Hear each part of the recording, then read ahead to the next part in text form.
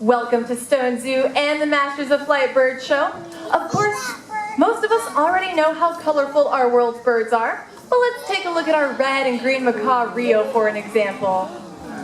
Our brains are able to receive and process Rio's gorgeous red, green, and blue colors because of what's going on in our eyes. Human eyes pick up visible color and some detail quite well.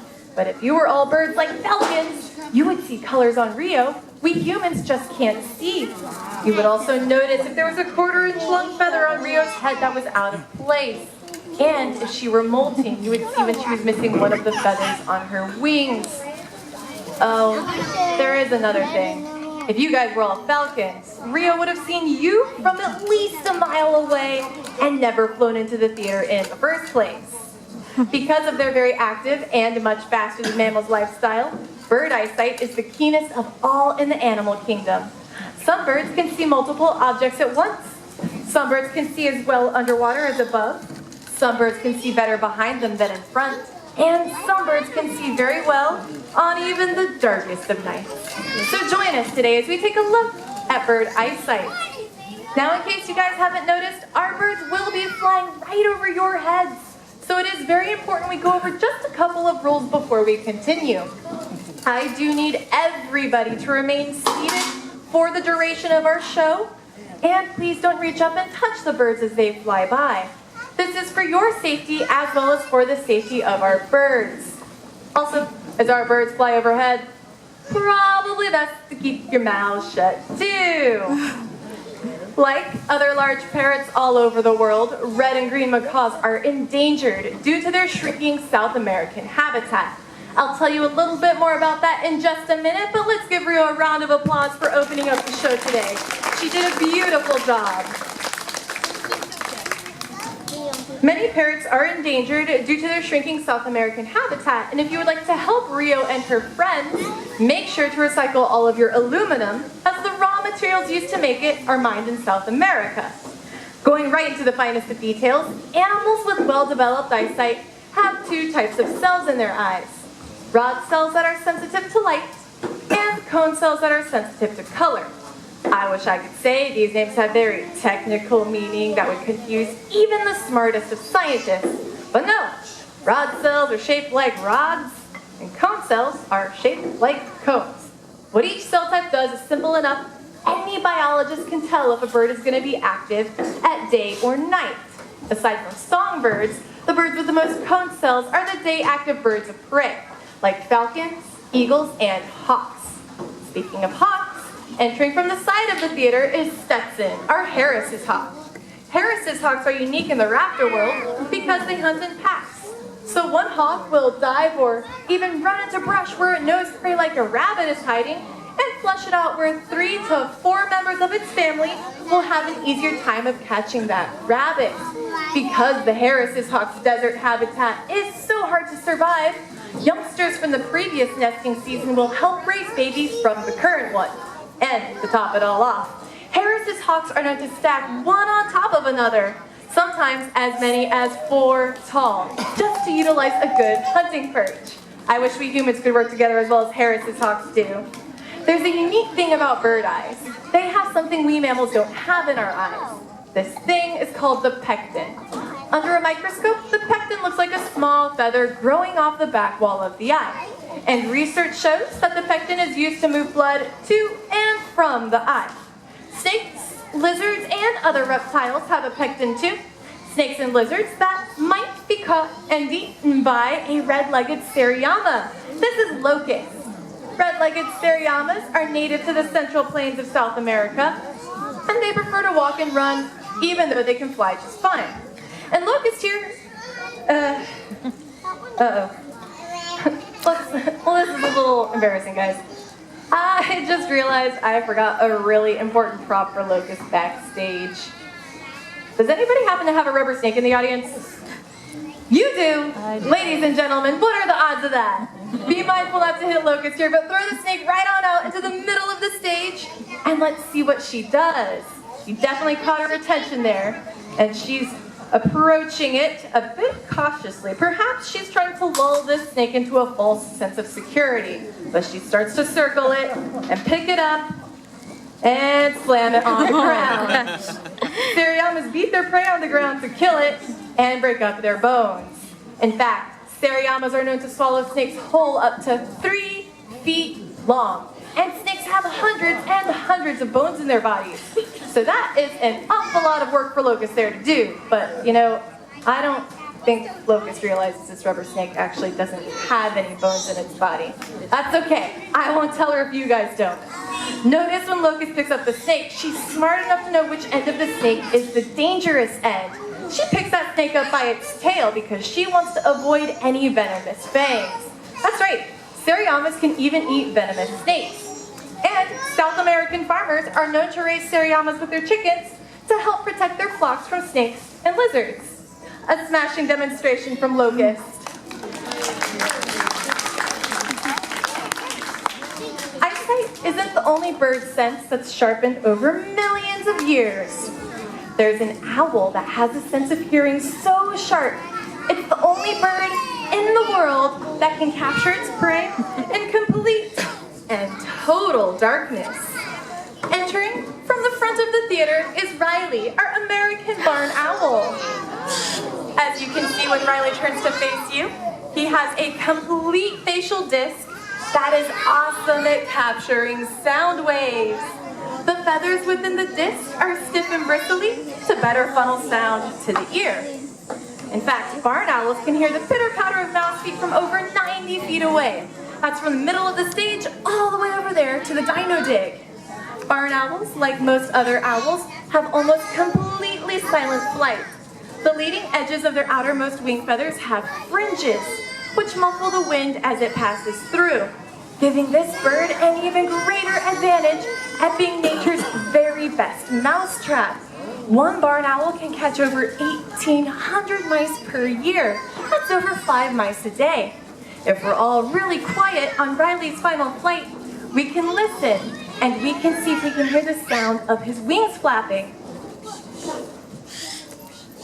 Aside from calling back to his trainer, I would say that was some pretty spectacular silent flying from Riley. Through sight, birds communicate with each other. A more vividly colored yellow warbler has a better chance of impressing a potential mate. Birds sing to communicate to each other. We all know that when we hear an owl hooting to its mate, but when we say the gift of gab, we associate that with people, but many birds impress us when they mimic this gift. I'd like to say hello to my African gray friend. Will you share your name? Nemo here loves to tell stories. Once upon a time, there was a beautiful princess. Did she have gray feathers? A red tail? Was she a parrot princess? Well, she must have been awfully cute. One day, the princess was stolen away by an evil witch. Even worse, the witch turned her into a kitty cat. Nemo knew he had to rescue his princess, so he jumped on his horse and he rushed after them with a nice, loud charge. When Nemo reached the witch's hut, he tried to be polite and knock, but the witch only laughed. So Nemo shot the door down with his laser. The witch tried to cast a spell, but Nemo doused her in a bucket of water. Defeated, the witch disappeared into a cloud of bubbles. Now, Nemo knew exactly how to rescue his princess. He rushed over to her side and gave her a great big kiss. And she turned back into a parrot. Nemo and his princess flew off into the sunset and lived happily ever after. Are you ready? Besides sharing stories, Nemo here thinks he's unique in other ways too. Nemo, what makes you so special? I can talk. No, I can't fly, Nemo. Thank you for rubbing that in, though. Nemo, let's give everyone a big wave goodbye, and how about a round of applause for Nemo? He adores the attention. I know Nemo is really, really cool, and Rio the macaw from earlier is absolutely gorgeous. But in case you are thinking about getting a parrot for a pet, make sure to do your research. Parrots often don't make ideal pets for most families. They're very messy. They're also very loud. You can hear some parrots when they're screaming from over a mile away. Also, they truly are lifetime companions. Many parrots can live to be over 80 years old, and that is an enormous amount of responsibility for anybody. All right. Who remembers the original Jurassic Park? I know I do. Well, do you guys remember the T-Rex from that movie? Its vision was based on motion. Well, our next bird is a lot like that. So this is just a friendly reminder that everybody needs to be seated in the bleachers on their bottoms while this bird is on stage. So if you've got any youngsters with a case of the wiggles, make sure you strap them in. Okay, without any further ado, entering from the back of the theater is Baton Rouge, our king vulture. Entering from the back of the theater is Baton Rouge, our king vulture. There she is. King vultures are native to the rainforests of Central and South America. So, say when a wild pig dies, smaller vultures may gather at the carcass, but nothing can really be done until the king arrives. King vultures have a bite so strong they can tear right through that tough pig hide, exposing those juicy organs and meat to the masses. The only catch is the king dines first. Then when they've had their fill, the smaller vultures can eat. Vultures provide a very valuable niche in our ecosystems. They can eat an animal that's died from any disease known to man and not be affected by it. They truly are nature's garbage disposals. And who would have thought a garbage disposal could be so beautiful? They completely remove diseases from the environment once they've consumed it, so it can no longer spread to other animal populations, including humans. Vultures have another very cool behavior called urohydrosis, which is just a fancy way of saying that when it's really hot outside, in order to cool herself off, Baton Rouge there will go to the bathroom down her leg. Hence her leg's chalky white appearance. Believe it or not, her legs are not naturally white. They're actually black. So going back to bird eyesight, does anybody remember from earlier what cone cells pick up from the environment? Color, very good. Well, cone cells are actually not evenly distributed throughout the eye. They're concentrated in a lower spot of the back of the eye called the fovea. Humans have one fovea, meaning we can only fully focus on one object at a time. Many birds have two foveas, suggesting they can focus on two objects at once. As Diablo, our tawny eagle, flies overhead, try to focus on his yellow feet. You'll notice it's quite hard with him moving so fast. Other things get in the way of your image of his yellow feet, like his flapping wings. And we can't fully focus on just one because we have only one fovea.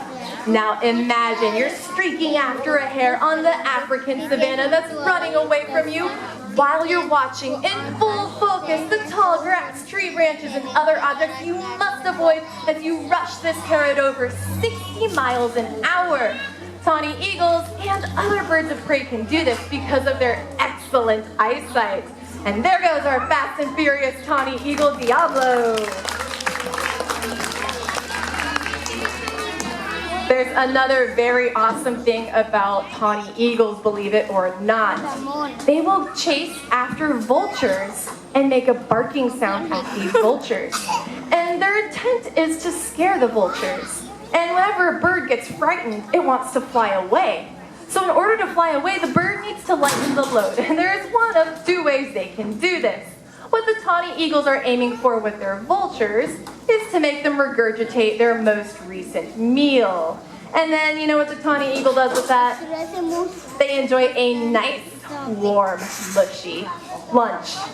Who else is ready for lunch? So there are actually 3 categories of eagles on our planet. Tawny eagles belong to the group of booted eagles, which means that they have feathers that go all the way down to their feet to help keep them warm at night.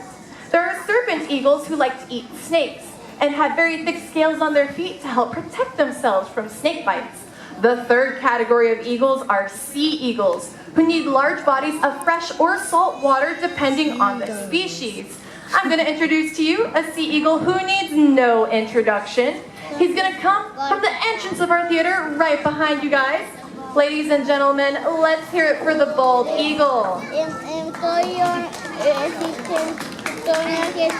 This is Norbert, and not too long ago, the bald eagle was endangered due to pesticides and habitat loss. But through lots of hard work from conservation organizations and the United States Fish and Wildlife Service, the bald eagle was removed from the federal endangered species list in 2007. Bald eagles, like other fish-eating birds of prey, have very rough pads on the undersides of their feet to help hold on to a slippery and wiggling fish. Bald eagles are monogamous, which means that they mate for life, and they return to the same nest site year after year, adding sticks to it every year. In fact, bald eagles build the largest nest of any raptor known to man. The largest bald eagle nest on record was 9.5 feet wide. It was 20 feet tall. Guys, get this. It weighed 3 whole tons, and then it broke the tree it was built in. That's enormous. That is like putting an SUV in a tree. Well, I hope we've been able to teach you a little about bird vision today and how important it is to their survival. There is another type of vision that's important to the survival of our world's wildlife, and that's called forward vision. It can take a lot of hard work, and you may just have to get involved with your local and national governments. But if we all work together to envision a future with clean soil, air, and water, and growing instead of shrinking wild spaces, we will make it happen. If you would like to see how small change can make a big difference, I have one more bird to introduce to you. Her name is Einstein. She's an African pied crow coming out on my right without her trainer, apparently. She will gladly take paper donations in the form of paper money. If you hold it nice and toss it between your hands, as Taylor here is demonstrating, just come right up to the table. She'll take it right out of your hands and put it in that donation box all by herself. She takes 1s, 5s, 10s, and she says she really likes the taste of 20s for some reason. Please exit through these green doors on my right. We hope you enjoy your visit at Stone Zoo and have a safe trip home. Bye for now.